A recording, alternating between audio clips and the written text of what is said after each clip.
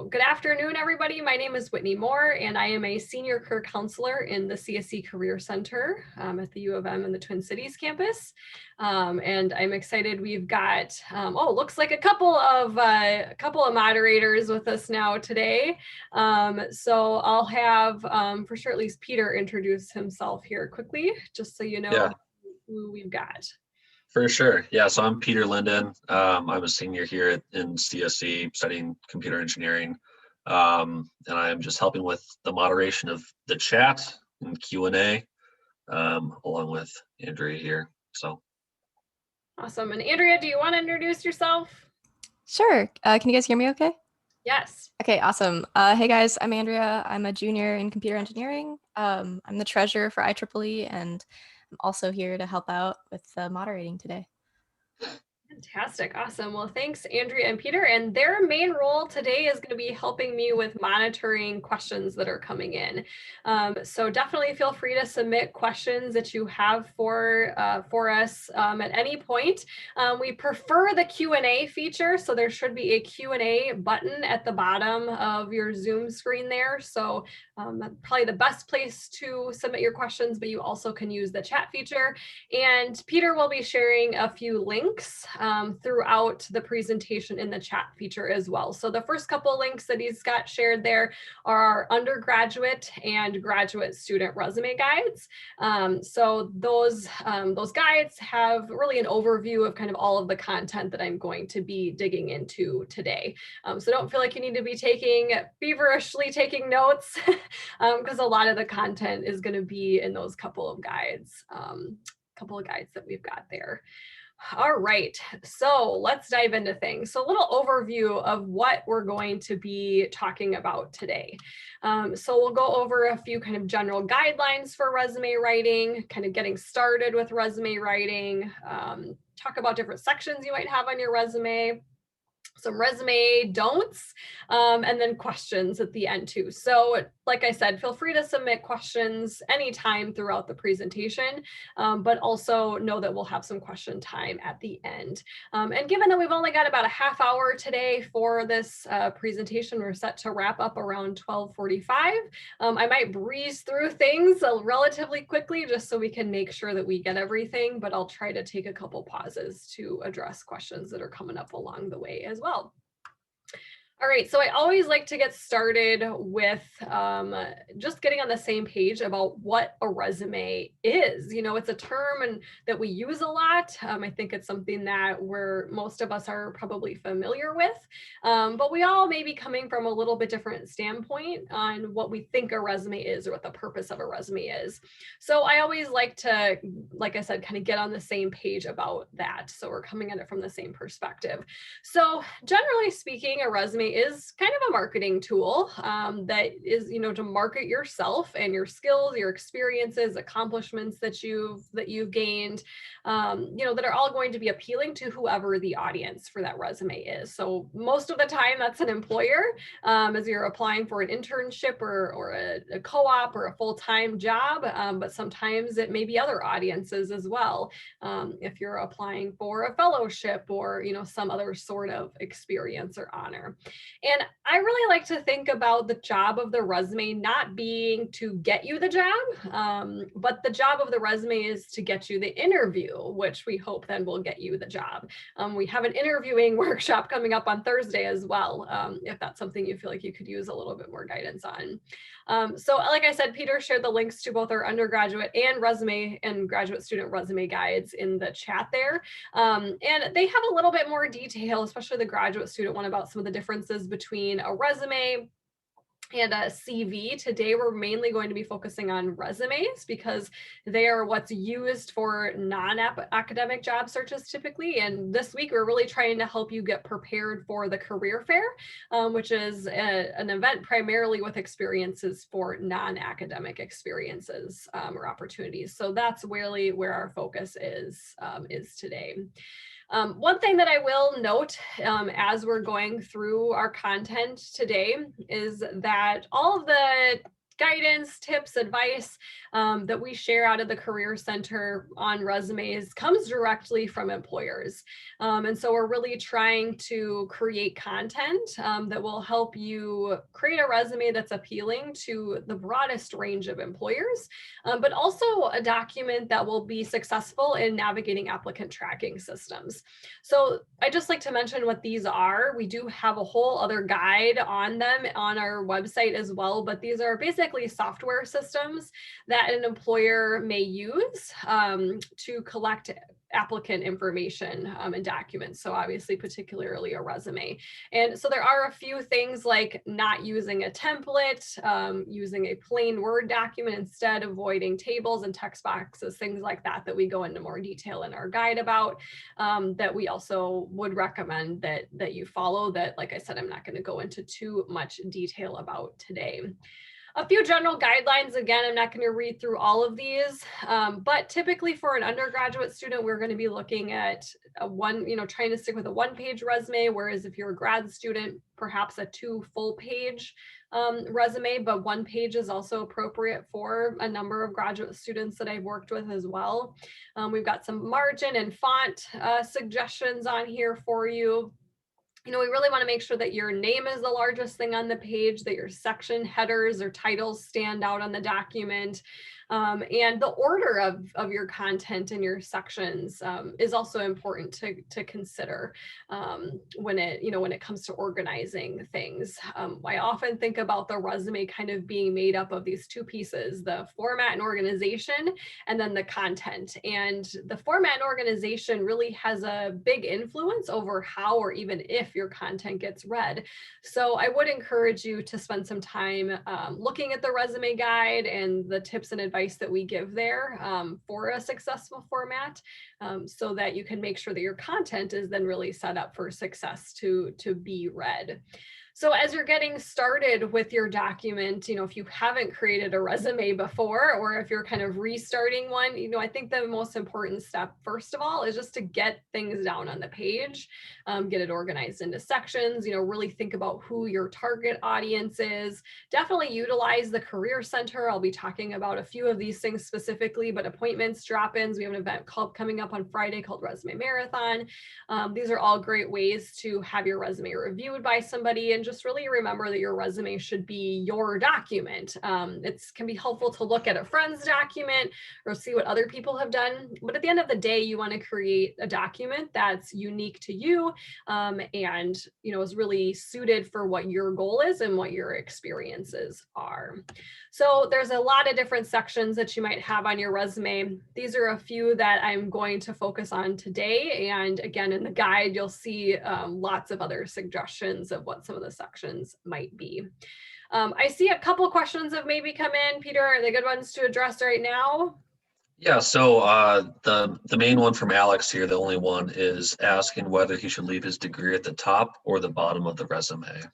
Yeah, that's a great question. And I'm probably going to address that when I'm going to talk about the education section here in a couple of minutes. So usually I do recommend it being towards the top of the resume, and I'll talk a little bit more about why when we get to the education section. So I'm glad you're already thinking about that, Alex. Any others right now, or should we keep moving? Okay, awesome. We will keep moving.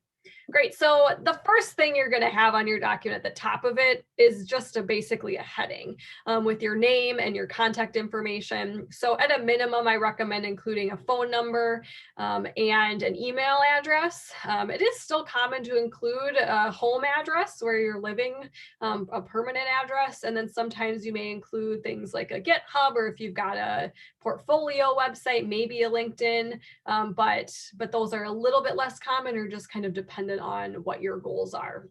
An objective is then an optional section that you may have on your resume, but if you do, we'd want it to be the first thing after your header. And with an objective, you're just going to include basically a brief statement that describes what type of experience you're looking for, and then maybe highlights a few things that you would hope to bring to the position. And these couple of samples on the slide here, you'll see the first one is more specific. It lists the specific title and the name of the company that they're applying for, a couple key skills that are relevant to that particular position. And then the second sample is a little bit more broad. broad. So it's maybe one that they would use for like a career fair or just kind of a general resume that they have that talks more generally about the type of experiences that they're looking for. So then when we get into the education section, as I mentioned, then this is usually the next or first main section that you're going to have on your resume. And as a current student, or even as a recent graduate, if you graduated last semester, we really, would recommend listing your education section at the top of the document, primarily because it's a number one kind of base level qualifier that employers are going to be looking for on your document. In most cases, if you're applying for an internship or entry level position, they want to see that you are pursuing or have received a degree. And so we do recommend that being the first thing on the document so that an employer doesn't have to dig for it and look further down on the page. So I'll just mention that for our students in the College of Science and Engineering, all of our science degrees, so computer science, math, physics, chemistry, they're all a Bachelor of Science in whatever your major is. And then all of our engineering degrees are actually a Bachelor of whatever type of engineering. So a Bachelor of Mechanical Engineering, a Bachelor of Industrial and Systems Engineering. So I just like to mention that to make sure that we help you get your degree listed accurately on the resume, then including the college and university name. I do recommend including a GPA. Typically, if it's a 3.0 or higher, without question, we want to see that on your document. And if it's below a 3.0, I just like to talk with students about it. So it doesn't mean that you shouldn't include it, but you maybe want to be a little more strategic with including it or be prepared to talk about your GPA. But it certainly doesn't mean that it shouldn't be included. It's just usually 3.0 or higher for sure. You're usually going to be above any GPA cutoffs that an employer may utilize to help them reduce down the size of an applicant pool. And then also anticipated graduation date. So you might just say something like expected, and when you're expecting to graduate, you'll see some samples of that on the slide after this one.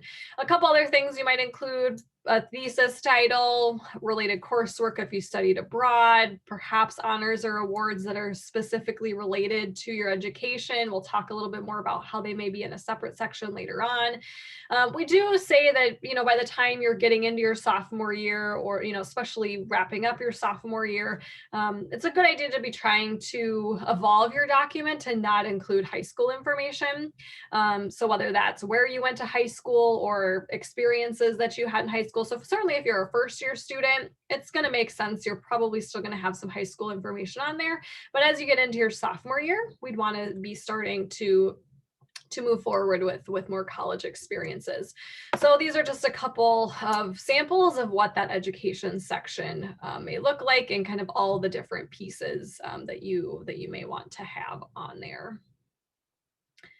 The next section that can be helpful, especially for students studying science and engineering degrees, is a skills section. So this is a section where we would highlight one of two different types of skills that we are going to include on your resume.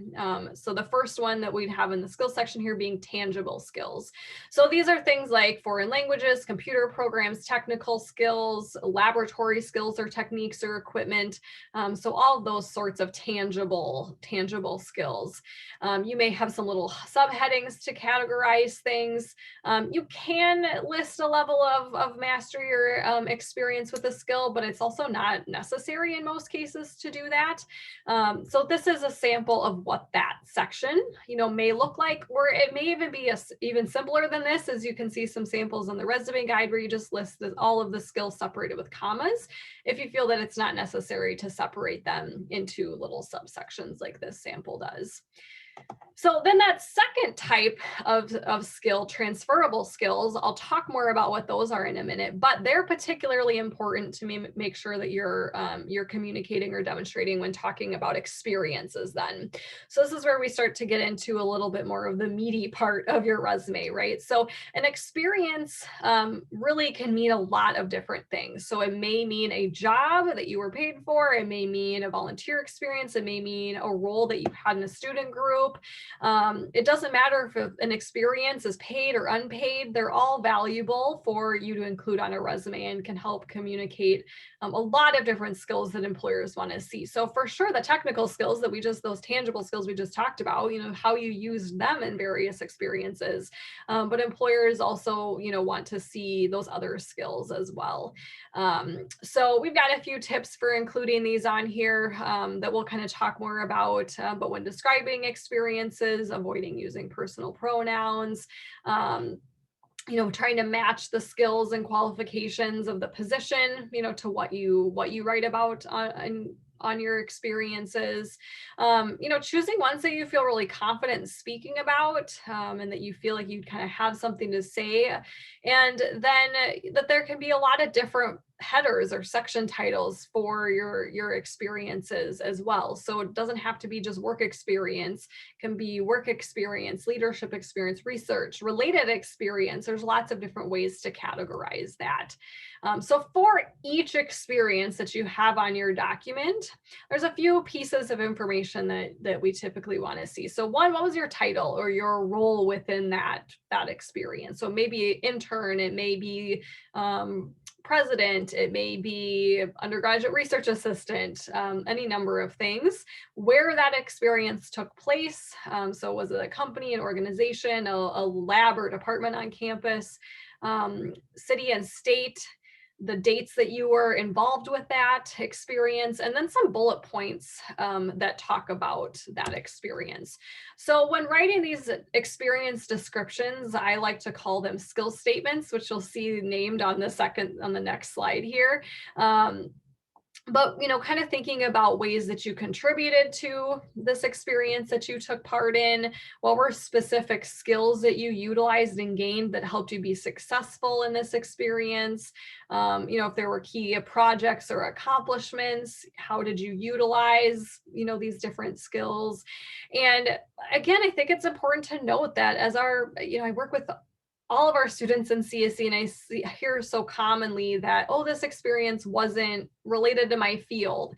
Employers still find a lot of value in experiences that aren't related to science and engineering. So if you were a server or a cashier, or anything outside of the field, you're still gaining really transferable skills that are important to convey that you can be successful in a work environment, and employers want to see those as well. So when it comes to these skill statements or these descriptions of your experiences, those bullet points that you often see, in terms of the structure, we usually want to see you starting with an action verb, providing some details, and then perhaps an outcome or a result if it's applicable to what you're talking about. And really, we want to focus again on skills, not necessarily tasks. So if we use the idea of a cashier, for instance, as an example, you maybe aren't going to write about the specifics of running a cash register, but you may talk about how you worked in a fast-paced environment, how you maybe had to problem solve, how you communicated with customers, because those are all skills that are transferable from one experience to the other. Those skills are transferable, but the tasks that are specific to a job aren't necessarily. And this graph just does a good job of demonstrating that our employers are looking for those skills that aren't necessarily just technical. Again, they often, feel that you can have all the technical skills in the world, but if you can't be successful or function effectively in a work environment, that it's going to be hard. So they do value those transferable skills just as much as the technical skills. So these are just a couple of good samples. If you would want to talk about problem solving skills for an experience, you don't necessarily even need to use the name of the skill that you're trying to demonstrate, but just having a bullet that talks about what you did that required that skill. So in this instance, instead of saying use problem solving skills, you might say something like that you implemented a new statistical tracking method that reduced the average error rate by 14%. So you're still showing that you use problem solving skills, but you're, talking specifically about what you did that utilized those problem solving skills.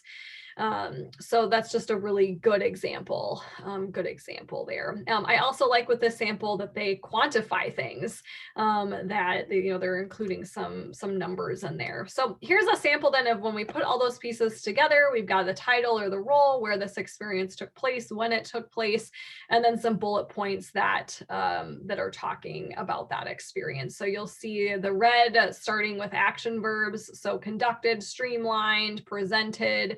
And then the blue is showing some of those transferable skills coming out in there as well.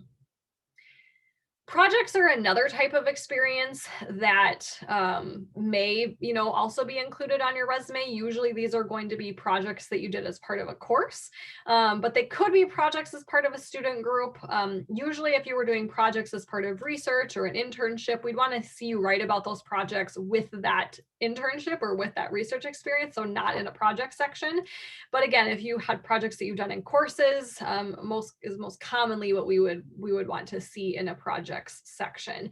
And you can see in the sample at the bottom of the slide here how it's really formatted and structured very similarly to any other experience.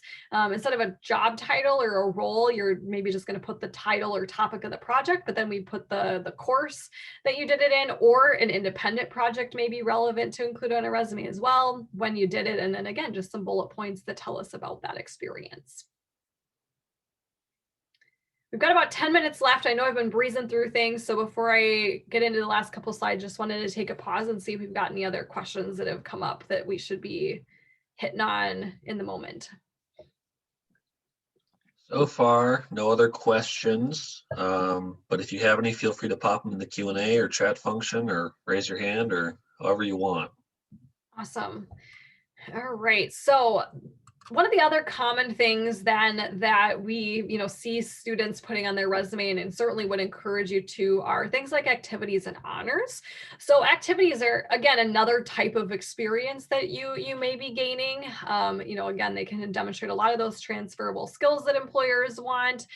We usually try to focus activities on more structured things. So not necessarily hobbies that you're kind of doing independently, but more structured things that you're partaking in. So intramurals certainly could be something that you'd include in student groups and clubs that aren't related to science and engineering as well. So it's great to show some of that uniqueness. I have a student I've been working with recently on their resume who has been involved with improv.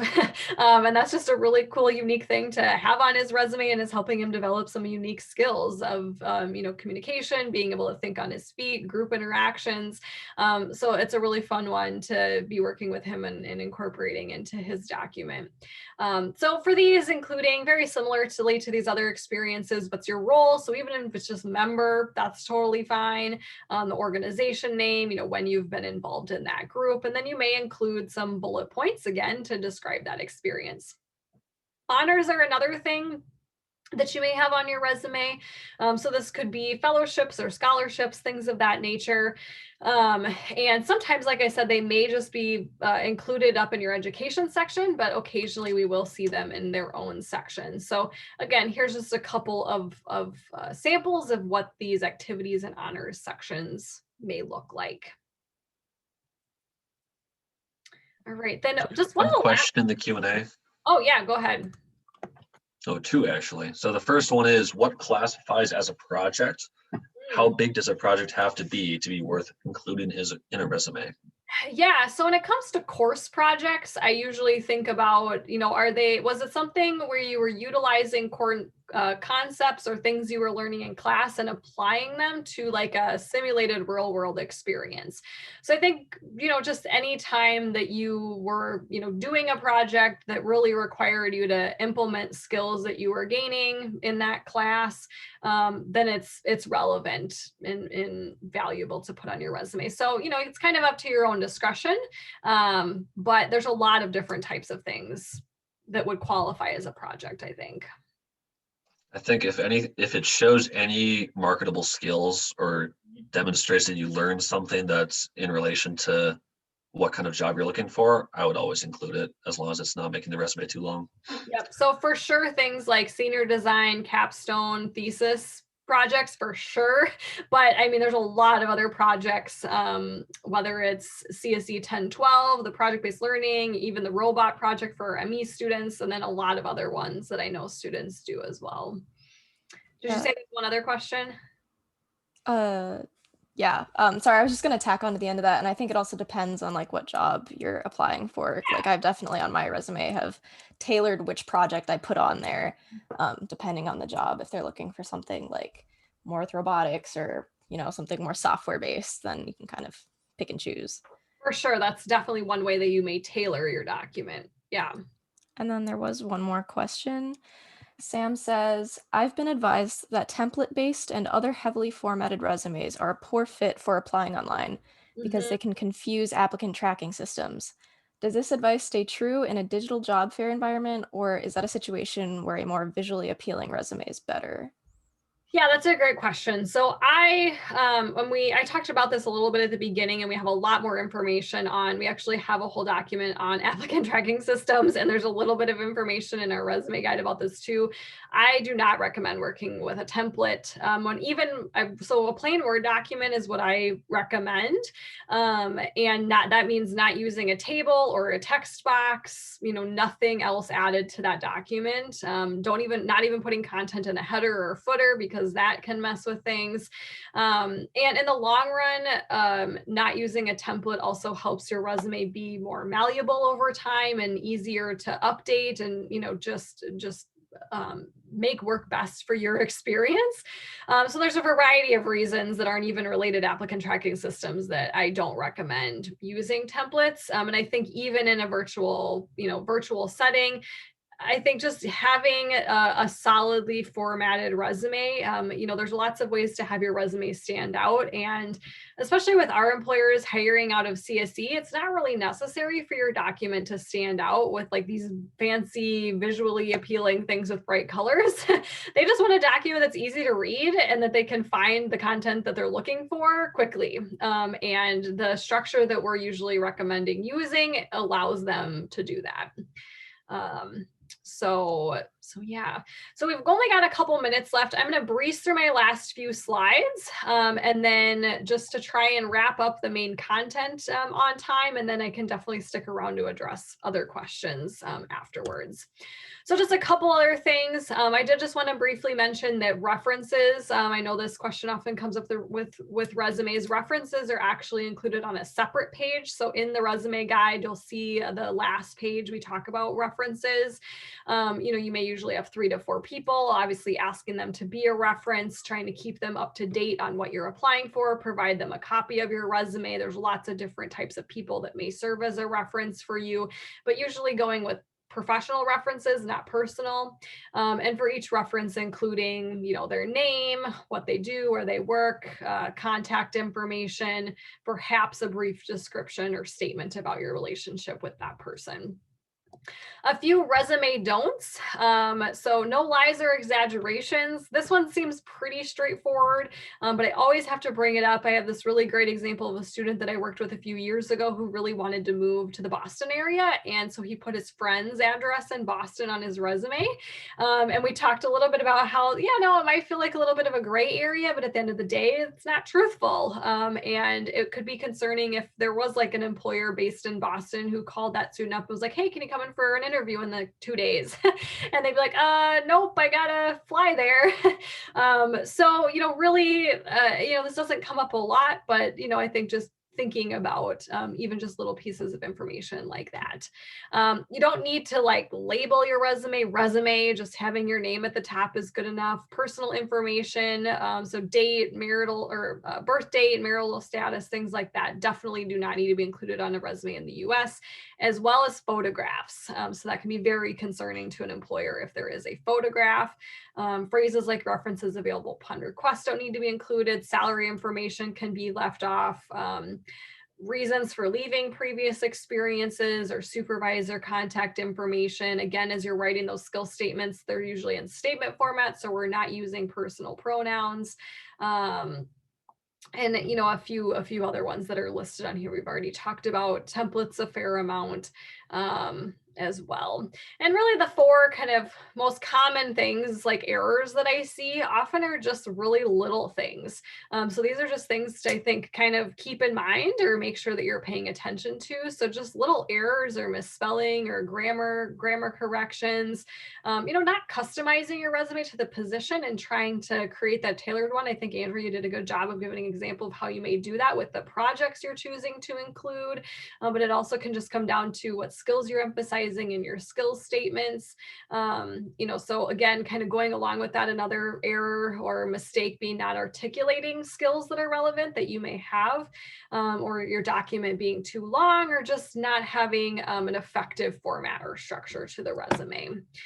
So really a few tips then, just really making sure that you're using job descriptions to tailor the document and give you some direction on what you want to highlight.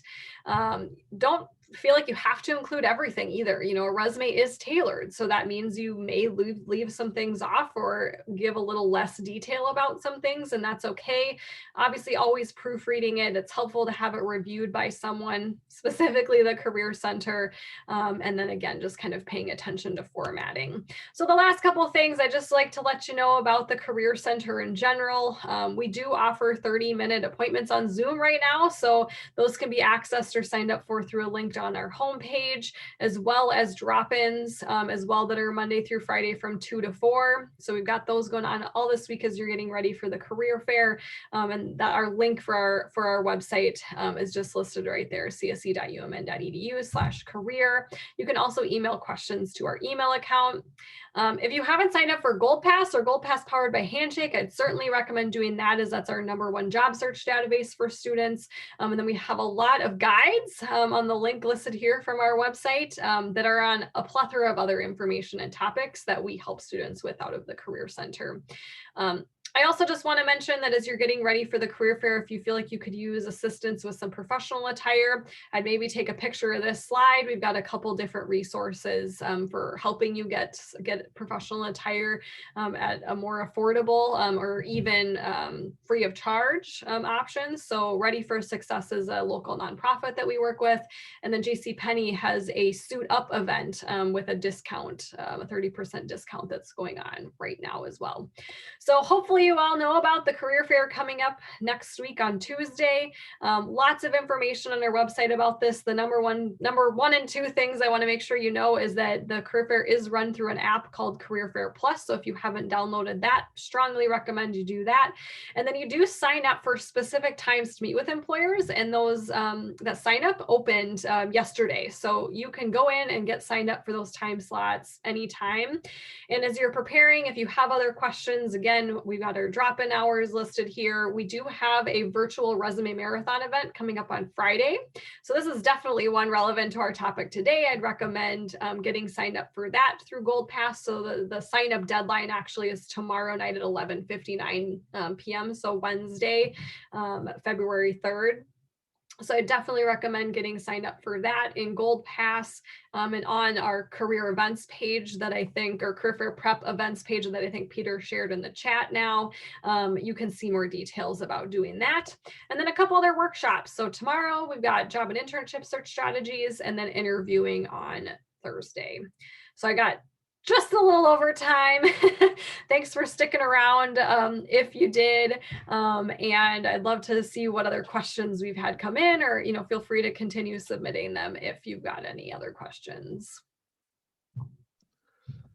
One question that came in that Andrea and I took a crack at answering was asking if they should include their trading activity on their resume. And I took that to assume that it was like financial trading online. Yeah, I thought that was pretty interesting. We tended to say yes if they, applied an actual quantitative strategy or like a professional process. This is like an independent project potentially, but I would say that that's probably a good one to bring to a drop-in or to a career counseling appointment, or maybe you can ask an employer about at Resume Marathon. I've actually never had a include that. I almost lean towards no, because that seems kind of like personal information. But Mhm. it also kind of depends on the strategy behind it and how it would be approached on the resume. So that's Yeah. what I want to talk more individually with someone about, just to dig a little bit deeper about how to appropriately do that if you're going to, and kind of why it would be helpful to do that. Yeah, because it's definitely out of the traditional grain of projects, but I definitely think there would be ways to make that a very effective Mhm. part of a resume. Yeah, I agree. Just kind of depends. Yeah. Any other questions?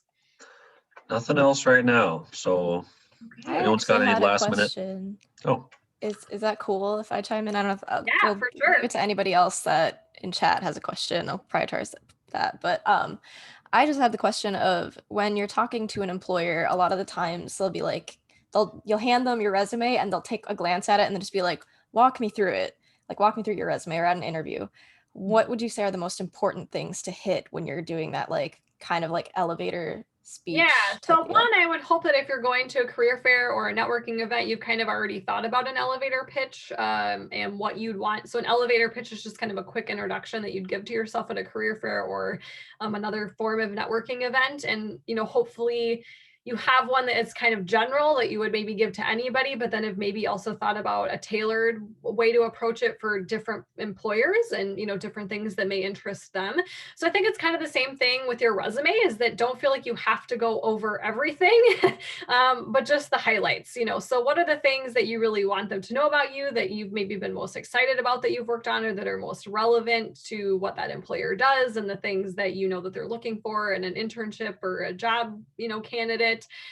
So yeah, I don't think that when they say take me through your resume, that means you need to go through every little detail on your resume, but just kind of think about it in terms of the highlights that are going to maybe be of most interest to that employer or you're most excited about. Yeah. Awesome. Any other questions? All right, fantastic. Well, if there's no other questions, I will let y'all go. Thanks to Peter and Andrea for your help today with getting those questions to me, and good luck to everybody at the career fair. If